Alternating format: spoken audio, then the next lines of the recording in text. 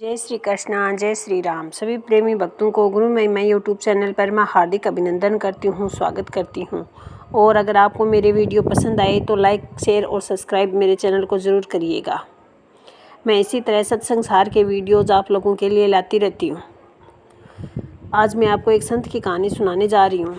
एक तत्वज्ञानी संत साधना करते हुए उठ खड़े हुए और चलने लगे। चलते चलते जंगल से बाहर निकले और एक गांव में पहुँचे। जब उन्होंने लोगों ने देखा तो कहा कि महाराज, आप तो ध्यान साधना में रत थे, अचानक गांव आने का क्या कारण है? संत ने कहा कि मुझे आभास हो रहा है कि धीरे धीरे समय बहुत भयंकर आने वाला है, तो मैं आप लोगों को सावधान करने के लिए गांव में आया हूँ। संत की बात सुनकर सब ने सोचा कि क्यों ना आज एक सत्संग समागम ही क्यों न रख लें। शाम को हुई, लोग धीरे धीरे अपने कार्यों को निपटा करके सत्संग के लिए इकट्ठा होने लगे। स्वामी जी ने सत्संग में कहा कि प्रत्येक मानव को परमात्मा के उस नाम को जानना चाहिए जिसके जरिए आप सब के मन में शांति स्थापित होगी और आने वाले भयंकर समय में सहायता प्राप्त होगी। सत्संग समाप्त हुआ, सभी लोग अपने अपने घरों की ओर चले गए। स्वामी जी भी विश्राम करने के लिए चले गए। सुबह हुई, स्वामी जी पुनः गंगा के किनारे गए और उसके बाद अपनी दिनचर्या में लग गए। कुछ समय बाद गांव की ओर से उन्हें एक युवक आता दिखाई दिया। समीप जब आ गया तो युवक ने आकर कहा कि स्वामी जी, क्या मैं आपसे कुछ प्रश्न कर सकता हूँ? स्वामी जी ने की आज्ञा पाकर उस युवक ने कहा कि स्वामी जी, आप तो अपनी आत्मा में स्थित हो जाते हो, परंतु मैं अशांत रहता हूँ, इसका क्या कारण है? आपके द्वारा दिया हुआ आत्मोपदेश जब तक मैं सुनता रहा तब तक तो मुझे शांति महसूस होती रही, परंतु जैसे ही मैं अपने घर की ओर मुड़ा तो मुझे थोड़ी देर में अशांति महसूस होने लगी। इसका क्या कारण है? ऐसा ही आजकल हम लोगों के साथ भी हो रहा है। जब हम कहीं घूमने फिरने जाते हैं, कुछ है ना, प्रकृति के समीप होते हैं, तो हम अपनी सारी टेंशन को, चिंताओं को भूल करके बहुत मस्त रहते हैं। कहीं जाते हैं ना ट्रिप पे तो ऐसा महसूस होता नहीं कि हम बहुत इंजॉय किया, मस्ती। क्यों? क्योंकि हम अपनी सारी चिंताओं को, फिक्र को, अपनी टेंशन को घर के अंदर ही छोड़कर बाहर जाते हैं। इसलिए वो हमें वहाँ पे सुकून मिलता है, हम सब कुछ भूल जाते हैं और प्रकृति में खो जाते हैं। तो ऐसा ही सबके साथ होता है। स्वामी जी ने कहा कि बस इतनी सी बात है। तो युवक बोला कि आपको तो ये छोटी सी बात लगती है, लेकिन मैं भी अपनी आत्मा में स्थित हो सकता हूँ। आप तो मोक्ष के अधिकारी बन चुके हैं, फिर भी आप इस संसार की चिंता क्यों करते हैं? वह एक के बाद एक प्रश्न करता चला गया। स्वामी जी उस युवक के प्रश्नों को सुनकर मुस्कुराए और बोले, हे युवक, ये कोई प्रश्न है जब मुझे साफ साफ दिखाई दे रहा है कि संसार में जहाँ जहाँ अशांति आने वाली है, यह अश्रु सागर में डूब जाएगा, दुखों की अग्नि में झुलस जाएगा, अत्याचारों से त्रस्त हो जाएगा।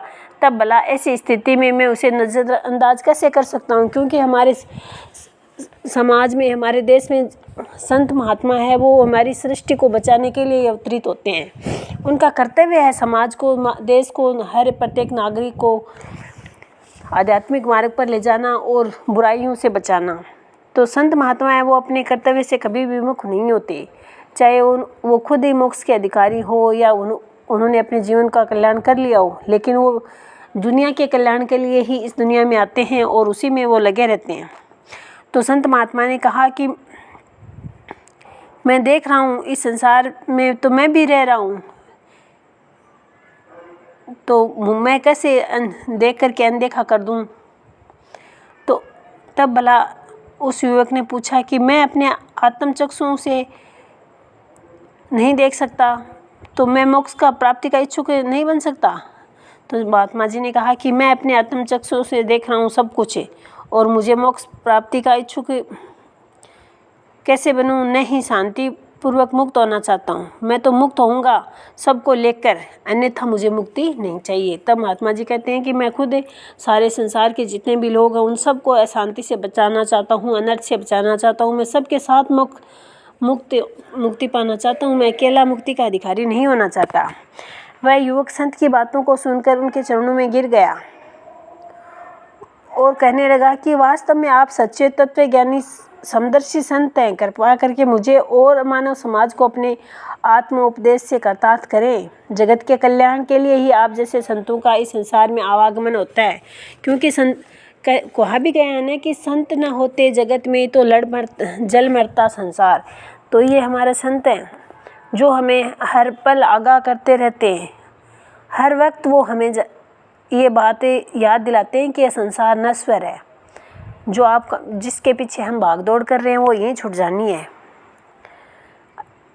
बाकी हमारे साथ क्या जाएगा? हमारी भक्ति, हमारा दान पुण्य जो हम करते हैं, जो हमने इकट्ठा कर रहे हैं। इसीलिए संत है वो हमेशा समाज के अंदर हमें भक्ति का, ज्ञान का उपदेश देते रहते हैं। और वो हमें बताते हैं कि मत कोई ब्रह्मो भूलो संसारी, गुरु बिन कोई न उतरसी पारी। गुरु प्रसादी उधर कमल बिगासी, अंधकार में भया प्रगासी। अर्थात धन, विद्या, जाति, मान, प्रतिष्ठा आदि के भ्रम में हमें ये मत भूलना है कि गुरु के बिना तुम इस भव सागर से पार नहीं होगे। गुरु का मतलब है गु, और अंधकार जिसका अर्थ होता है अंधकार, और रू का नाम है प्रकाश, जो अंधेरे को मिटाकर प्रकाश की तरफ ले जाता है। इसीलिए हमें गुरु की शरण में आना है, समय के महापुरुष की शरण में आना है और उनसे हमें ज्ञान प्राप्त करना है। हमें निरंतर साधन भजन सुमिरन करना है ताकि हम अपने जीवन को सफल बना सकें। अगर ऐसा करने में हम असमर्थ होते हैं तो फिर हम अपने ही जीवन को नरक की ओर ढकेलते हैं। ना ही हम आज के ज़माने में अपने बच्चों को कुछ सिखा पाएंगे, ना ही हम खुद सीख पाएंगे। हम खुद के अंदर ही कोई बदलाव करेंगे तभी तो हम अपने बच्चों को, आने वाली पीढ़ी को आध्यात्मिक ज्ञान देंगे। अतः ऐसे संतों का इस संसार में आना जाना लगातार रहता है और संतों का इस संसार में आना होता है सिर्फ जगत के कल्याण के लिए। विनम्रता और जिज्ञासा को देखते हुए उस तत्वज्ञानी संत ने उस बच्चे को पावन नाम का स्वरूप का ज्ञान कराकर उसे कृतार्थ किया। तो इसी तरह हमें भी समय के महापुरुष की शरण में आकर के उनसे हमें उस नाम का ज्ञान लेना है जिससे हम अपने जीवन को सफल कर सकें। नहीं तो भगवान श्री कृष्ण कहते हैं कि जीवन में दूसरों के लिए भी एक प्रेरणा का स्रोत बनो और खुद के लिए भी। अतः हमें ऐसे कर्म करने जो हम खुद को भी बचा लें और अपने पीढ़ियों को भी बचा लें। इस टेक्निकल युग में हम जिस रास्ते पर चल रहे हैं उससे बहुत भयंकर डिप्रेशन और मानसिक तनाव का वातावरण बना रहता है। जन्मते ही बच्चा आज है फ़ोन के चक्रों में आ जाता है, टीवी में सब में लगा रहता है और वो भूल जाता है। तो इन सब से बचाने के लिए अपने बच्चों को आध्यात्मिक ज्ञान दे, खुद भी आध्यात्मिक ज्ञान से जुड़े। इसी के साथ मैं आपसे एक बार फिर रिक्वेस्ट करती हूँ कि आपको मेरे वीडियोस पसंद आए तो मेरे चैनल को सब्सक्राइब करिए, लाइक करिए, कमेंट करिए, शेयर करिए। जय श्री सच्चिदानंद, जय श्री कृष्ण, जय श्री राम।